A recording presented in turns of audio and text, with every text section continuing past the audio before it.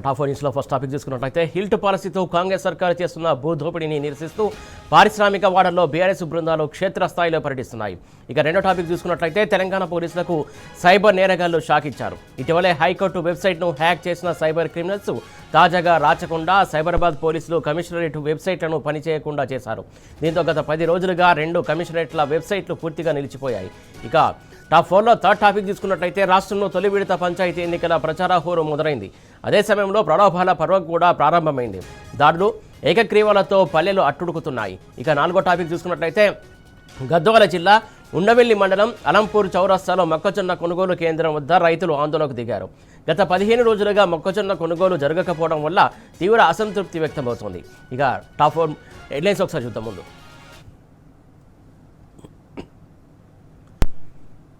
Right, ఇక top 1 news చూస్తున్నాం. రాహుల్ మౌనం అంగీకార సంకేతమా? భూదోపిడీ కేటీఆర్ సూటి ప్రశ్న.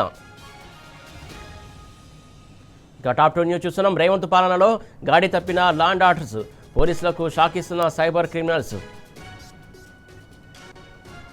రైట్, ఇక టాప్ 3 న్యూస్ చూస్తున్నాం. బరి తెగిస్తున్న కాంగ్రెస్, ప్రశాంతమైన పల్లెల్లో దాడులు, చాలా చోట్ల ఏకగ్రీవాలు. రైట్, ఇక టాప్ 4 న్యూస్ చూస్తున్నాం. గద్వాల జిల్లాలో మొక్కజొన్న రైతు గర్జన, అలంపూర్ చౌరస్తా దిగ్బంధం.